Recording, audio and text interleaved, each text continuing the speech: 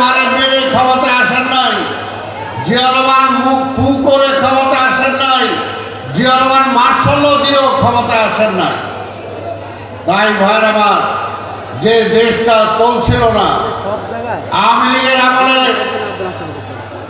বয়স্করা বলতে পারবে মানুষ না খেয়ে মারা গিয়েছে। ঢাকা শহরে তাদের দাফন করার মতো কেউ ছিল না।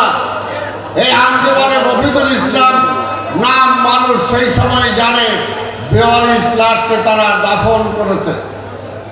উত্তরবঙ্গে আপনারা দেখেছেন যে ছবি এখনো আছে,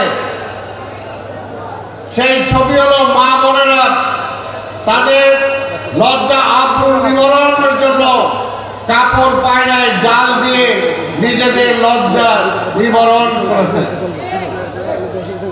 বিভিন্ন ঢাকা শহরে আজিমপুর কবরস্থান সহ